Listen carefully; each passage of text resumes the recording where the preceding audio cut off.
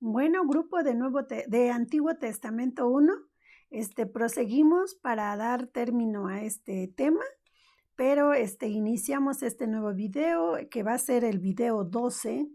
Lo vamos a iniciar con una oración al Espíritu Santo. Ven, Espíritu Santo, y llena los corazones de tus fieles y enciende en ellos el fuego de tu amor. Envía, Señor, tu Espíritu y todo será creado y se renovará la faz de la tierra. Oh Dios, que iluminaste los corazones de tus fieles con la luz del Espíritu Santo, haz que seamos dóciles a sus inspiraciones para que podamos apreciar el bien, recibir su consuelo en las penas, su fortaleza en los momentos difíciles y su entusiasmo para obrar el bien por Cristo nuestro Señor. Amén. Gloria al Padre, al Hijo y al Espíritu Santo, como era en un principio, ahora y siempre, por los siglos de los siglos. Amén. Que las ánimas del santo purgatorio, por tu infinita misericordia, descansen en paz, así sea. Bueno, pues entonces continuamos. Estamos mirando las preguntas del equipo 5 y vamos en la pregunta 4. Dice, Deuteronomio 21 del 22 al 23. ¿Qué relación encuentras con el Nuevo Testamento? Bueno, antes que nada vamos a leer lo que dice acá. Dice, del 22 al 23, 22... es Deuteronomio 21, del 22 al 23. Es pequeñito, lo leemos, dice. Si un hombre reo de delito capital ha sido ejecutado, lo colgarás de un árbol, pero no dejarás que su cadáver pase la noche en el árbol. Lo enterrarás el mismo día, porque un colgado es una maldición de Dios. Así no harás impuro el suelo que Yahvé tu Dios te va a dar en herencia. Entonces, ya vimos de qué se trata esta cita. Ahora vamos a continuar. Dice, ¿cuál sería la respuesta aquí que dice, ¿qué relación encuentras con el Nuevo Testamento? Dice, la relación la encuentro con Gálatas 3, del 3, versículo 13. Cristo nos rescató de la maldición de la ley, haciéndose él mismo maldición por nosotros. Pues dice la Escritura, maldito todo el que está colgado de un madero. ¿Sí? Ahora, ¿qué nos enseñaría esto a nosotros? Pues yo entiendo, bueno, aquí en los comentarios que yo encontré con relación a esto nos dice, la Escritura aquí nos muestra que cuando la aplicación de la ley no se hace en la dinámica de la salvación por la fe, se convierte en una exigencia, parte de un sistema agobiante que llevó a Jesús a la crucifixión y con ello mostró su fracaso. O sea que muchas de las leyes, cuando ya las empezaron a llevar a cabo como parte de una, pues nada más del cumplimiento sin buscar el bienestar o la salvación del ser humano, entonces pues ya como que es una ley que ya muestra que ya había dado todo lo que tenía que dar y ya estaba muerta, ya no funcionaba, ¿sí? Entonces aquí dice, al grado de que por haber aplicado la ley de ese modo, eso es lo que es parte de lo que lleva a Jesús a la crucifixión. ¿Por qué? Porque aplicaron la ley por la ley, no la ley para bienestar del hombre en la búsqueda de la salvación. Entonces, pues se queda como que más comprensible de por qué esto. Y aparte de que es la prefiguración nuevamente de Jesús colgado en la cruz, ¿sí? Luego dice, ¿qué relación encuentras con el Nuevo Testamento? Dice, cuando entres en la tierra que Yahvé tu Dios te va a dar en herencia, esto es Deuteronomio 26 del 1 al 11.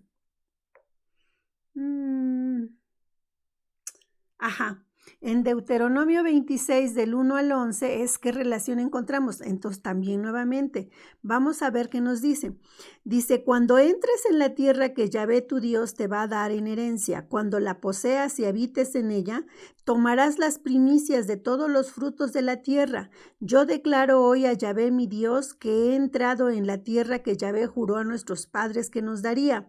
Y Yahvé nos sacó de Egipto con mano fuerte y brazo poderoso. Ahora yo traigo las primicias de los frutos de la tierra que tú, Yahvé, me has dado. O sea, aquí lo que nos está tratando de decir es, ¿por qué era eso de las primicias? ¿Qué sentido tenía que tomaran los primeros frutos de la tierra y llevarlos? Porque eso quiere decir primicia, los primeros frutos, lo primero que tú coseches o el primer animalito que nazca, o sea, todo lo primero es, o sea, es como decirle a Dios, todo lo que tengo lo he recibido de ti, de todo eso que tú me has dado, que es mucho. Yo tomo lo primero porque tú eres el primero, entonces tú tienes derecho a todo lo primero, ¿sí? Y entonces te devuelvo. Esas eran las primicias o el sentido de las primicias. Entonces, aquí dice, la relación con el Nuevo Testamento la encuentro en Hechos 26 al 28, Hechos 17 del 26 al 28. Aclaro que yo aquí en lo que leí antes de Deuteronomio 26 del 1 al 11 no les transcribo todo, sí, porque sería como recopiar de allá para acá, pero trato de sacar las ideas principales de esa cita que son con las que vamos a tratar de entender el texto, ¿sí? En la relación que yo encuentro con el Nuevo Testamento es en Hechos 17, 26 a 28. Dice, Él creó de un solo principio todo el linaje humano para que habitase sobre toda la tierra y fijó los tiempos determinados y los límites del lugar donde habían de habitar. O sea, de Él llega todo, ¿sí? Y luego dice, con el fin de que buscasen a la divinidad para ver si a tientas la buscaban y la hallaban. Pero no pensemos que se encuentra lejos de cada uno de nosotros, pues en Él vivimos, nos movemos y existimos, como han dicho algunos de vosotros, porque somos también de su linaje. O sea, ya vieron que esto se correlaciona con mucho de lo que hemos leído antes. O sea, Dios no está lejos de nosotros, siempre está cerca de nosotros. Dice, porque de Él, dice, con Él nos movemos, vivimos, todo está inmerso en Él también. Desde luego cuando estamos unidos a Él, porque cumplimos los mandamientos, ¿verdad? Porque si no, pues somos nosotros los que nos alejamos. Dice, en la cita del Antiguo Testamento, esta contiene una profesión de fe, solo que de expresión muy antigua. De Dios es la tierra, el tiempo y nosotros mismos. Al presentar la ofrenda de las primicias es reconocer el derecho de Dios sobre todo lo creado y compartir con Él devolviendo algo de todo lo que de Él hemos recibido y que es suyo. Entonces, pues si tú me diste todo, pues lo menos que puedo hacer es darte lo primero, que se supone que es lo mejor, ¿sí? Bueno, este es más que nada lo que nosotros sacamos en conclusión de esta cita que con la cual se cierra el equipo 5. Ahora vamos a contestar las actividades de la página 7. Pero antes de que concluyamos con esto que es la respuesta personal y comunitaria, yo les quería leer como para ahondar un poquito sobre el Deuteronomio. Vean lo que dice aquí. Dice, después de la caída de Samaria en el año 722, desde luego antes de Cristo, algunos levitas se refugian en Jerusalén, en donde reina Ezequías. Se llevan consigo aquellas leyes, las organizan y las completan. Reflexionan también sobre las causas de la destrucción de su reino. ¿Qué habría sido necesario para permanecer fieles a Dios? Y también sus leyes son a veces puramente teóricas. Pretenden más bien dar un espíritu que dictar unas reglas que no siempre es posible aplicar. Por ejemplo, cada 7 años hay que perdonar las deudas, liberar a los esclavos. Cuando se toma una ciudad hay que matar todos los habitantes para no contaminarse con su religión. Hay que subir en peregrinación a Jerusalén para las 3 grandes fiestas anuales, etc. Esta última ley sobre todo es significativa para rehacer la unidad del pueblo. Los levitas quieren cerrar la fe en torno al único lugar en que Dios se hace presente, el templo de Jerusalén, dejando así en segundo plano algunos santuarios antiguos como Siquén o Silo. O sea, con esto aquí nos están dando la pauta de que el Pentateuco es integrado como tal hasta que ellos regresan del destierro de Babilonia, ¿verdad?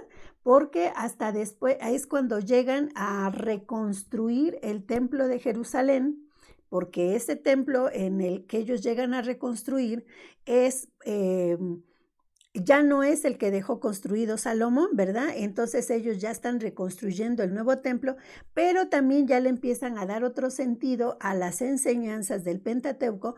¿Por qué? Porque ellos dicen, es que hay muchas cosas que no se pueden cumplir así al pie de la letra como está la ley, dice, tomando la explicación literal de lo que dice, pues es muy complicado hacerlo. Entonces, por eso, porque ya es complicado hacerlo, es que ellos empiezan a a buscar el sentido espiritual de lo que quieren decir estas palabras, ¿verdad? ¿Qué quiere decir? Que, por ejemplo, dice, es muy difícil que cada año, dice, hay que subir en peregrinación a Jerusalén.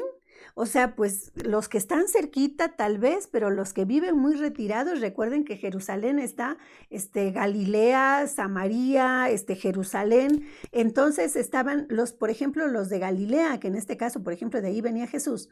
O sea, se les complicaba muchísimo. Si tenían los recursos, podían llegar hasta Jerusalén, pero no podían hacerlo si no contaban con los recursos ni con el tiempo, porque trabajaban, lo que sea, para llegar hasta allí. Entonces ellos empiezan a ver, bueno, entonces es que tiene que haber otra explicación, ya no precisamente el que tenga que venir, o esta de que cuando tomamos posesión de algún lugar tenemos que darles cuellos a hombres, mujeres, niños, todo. O sea, tampoco podemos hacerlo. Quiere decir que tiene que haber una explicación más espiritual al respecto.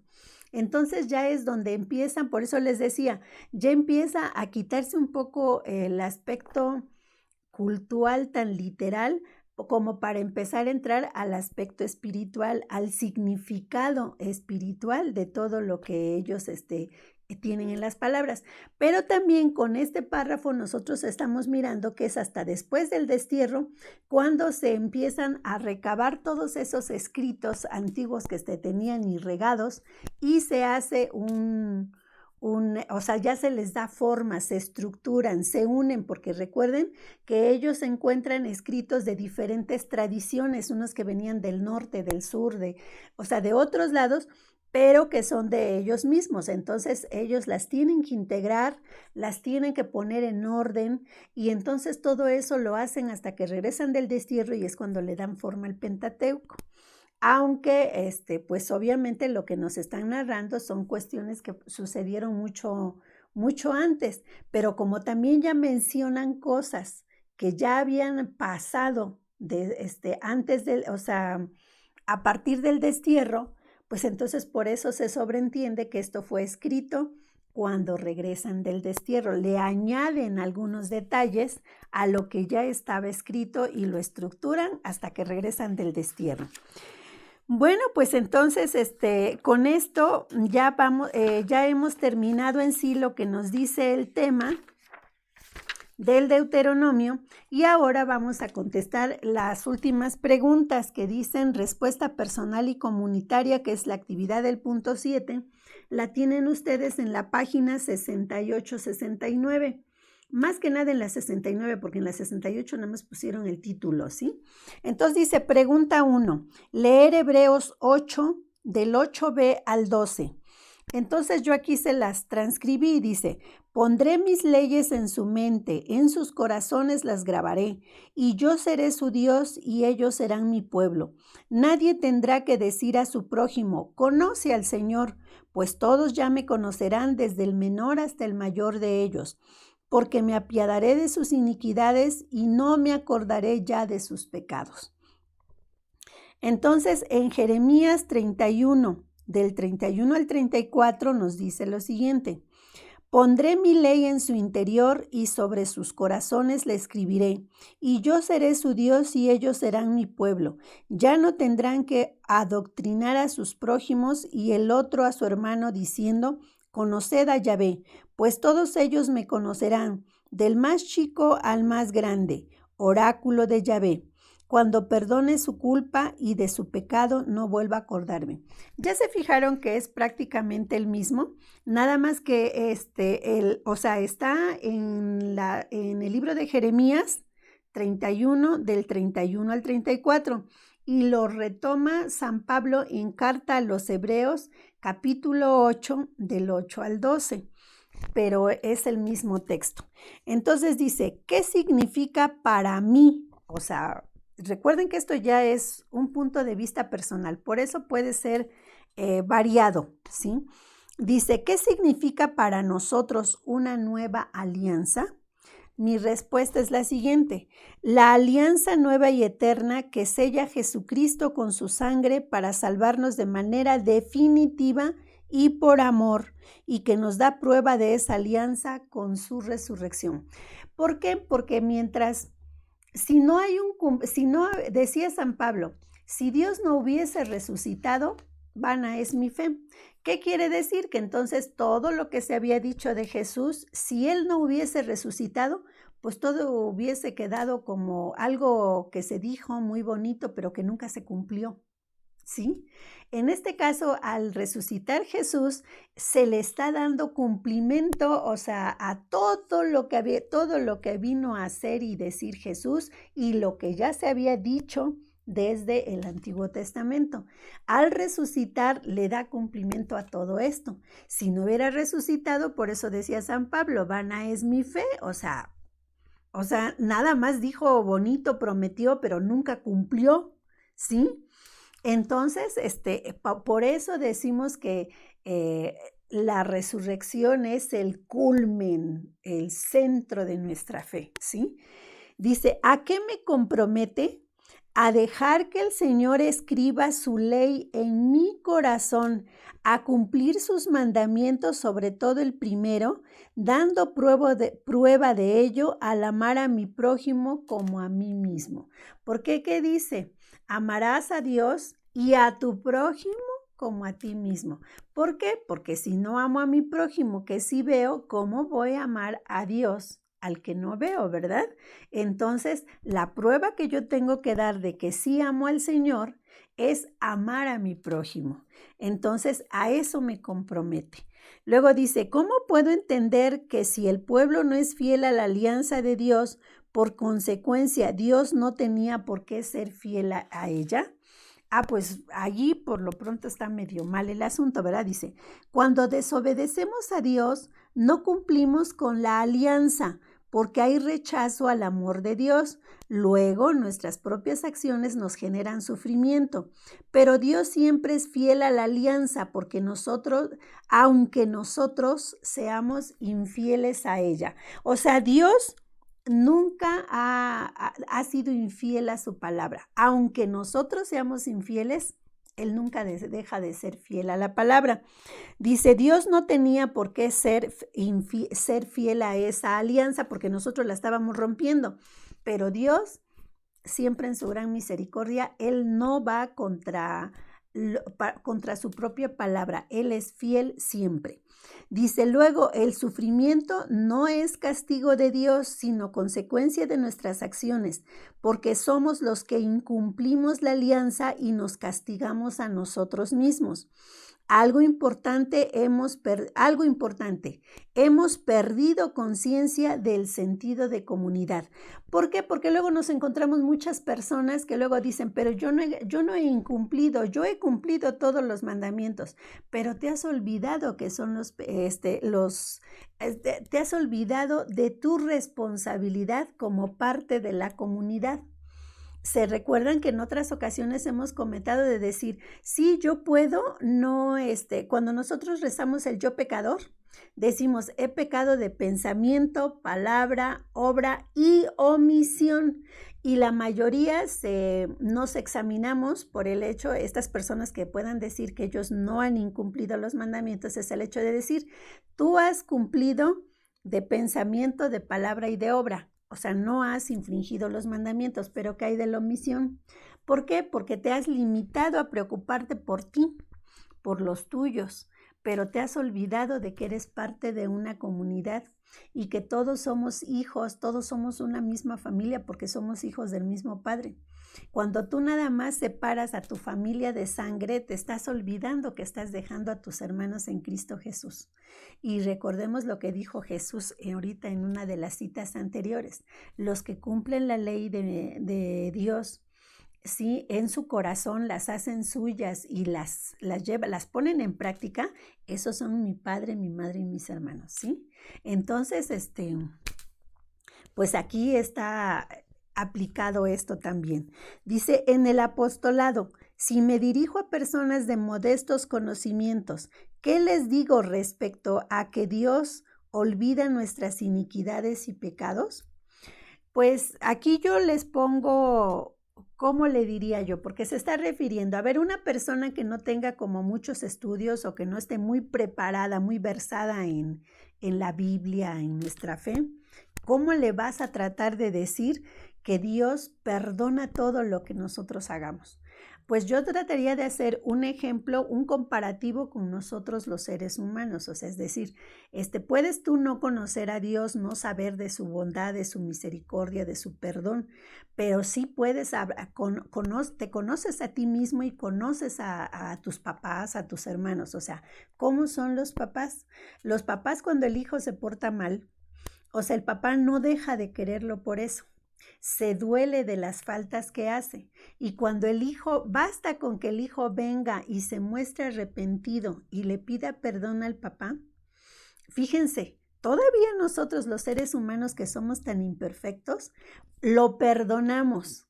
Sí, lo perdonamos, aunque luego todavía nos estamos acordando de lo que nos haya hecho o ponemos ciertas reglas o límites para educación de él mismo. Pero aquí es donde puedo comparar con decir, pues Dios ni siquiera eso hace. Dios simplemente quiere ver tu arrepentimiento y Él ya te perdona y olvida. A partir de ese momento tú estás empezando una nueva vida. Nunca cometiste ese error, Él ya no lo recuerda. Lo olvidó totalmente. Entonces, de esa manera yo trataría de hacerle una semblanza de cómo es que Dios perdona y olvida. ¿Y por qué perdona y olvida? Porque nos ama por encima de todo. Entonces, pues esa sería mi explicación.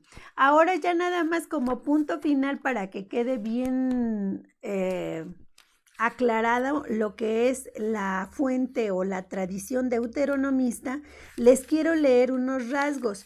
¿Por qué? Porque se recuerdan que habíamos visto que vimos la vez pasada, en clases anteriores, yo les leí cuáles eran las características de la tradición yavista, eloísta y sacerdotal, pero no les leí la deuteronomista porque les había yo dicho que el Deuteronomio era una clase totalmente aparte, ¿verdad?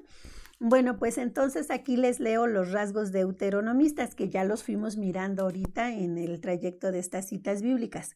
Dice, el deuteronomista es de estilo afectivo, no solo enseña, sino que trata de convencer y llevar a la obediencia. O sea, él quiere que estén siempre sometidos a que obedezcan los mandamientos y que obedezcan a Yahvé.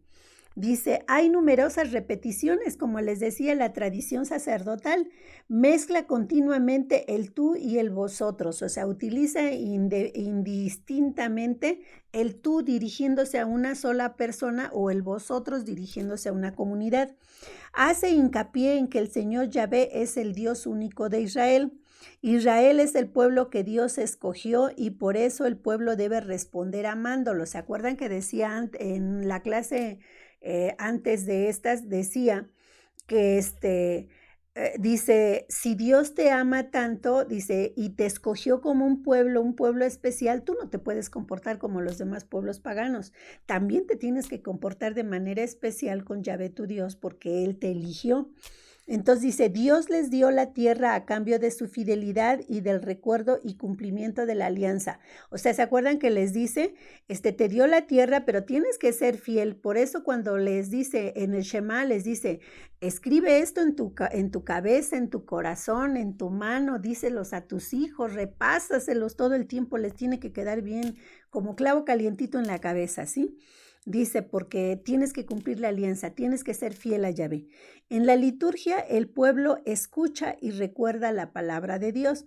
O sea, ya empiezan ellos a hablar de que en la liturgia, o sea, en el culto a Dios, se hace un recuerdo de la palabra de Dios. El santuario central de Dios está en Jerusalén, que ya lo vimos en las citas anteriores. En todo momento Él está tratando de llevar a todas las gentes al culto, a la celebración de la Pascua, de las tiendas, todas las festividades, quiere que se celebren cerca de Yahvé, cerca del templo, porque ahí es donde está Yahvé, en la concepción de ellos. ¿Sí? Bueno, pues miren, con este video pequeño ya terminamos el tema 4, que fue uno de los más grandes, y con esto prácticamente concluimos el Pentateuco. Vamos a entrar ahorita al tema 5, que son los libros históricos. Pero en estos libros históricos vamos a volver a tocar el tema, el libro del Deuteronomio. ¿Por qué es tan importante el Deuteronomio? Inclusive ustedes, si se van a la página 77 de su libro, ahí viene que hagamos una actividad donde vamos a hacer, creo que 11 conitos. 1, 2, 3, 4, 5, 6, 7, 8, 9, 10, 11. 11 cubitos, y que los pusiéramos en una varilla con los nombres que aquí nos está dando, y luego nos da una serie de situaciones que que yo nada más se las voy a leer. No vamos a hacer la actividad porque, aparte de que es bastante laboriosa, creo que con la explicación nos queda más claro.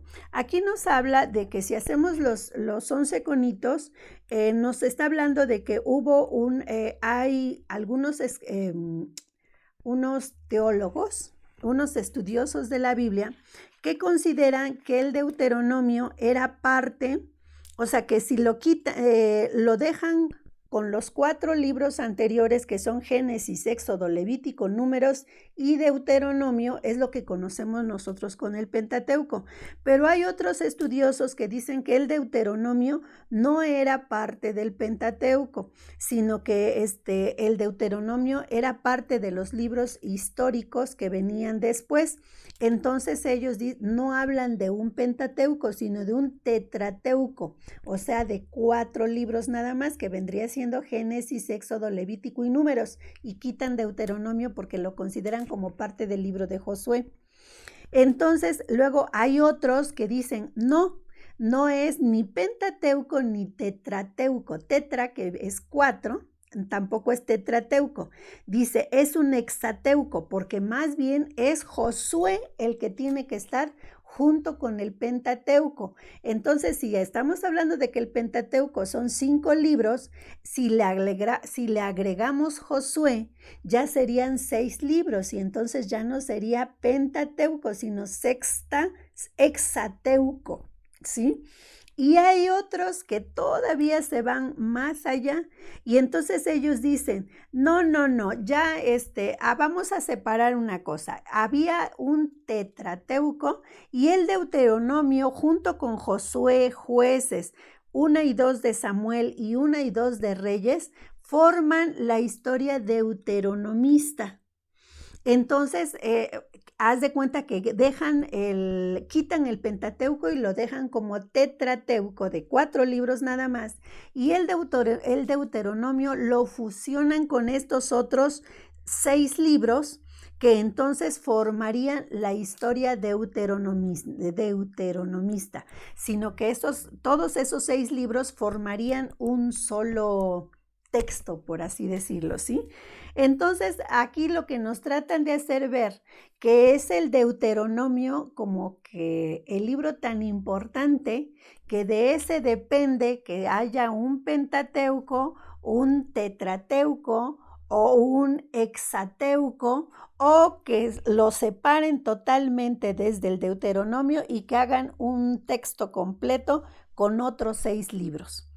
Sí, entonces ya vimos cómo esa actividad era más que nada para que fuéramos corriendo los conitos y decirles, miren, si yo les quito el cubito del Deuteronomio, quedan 4, Tetrateuco.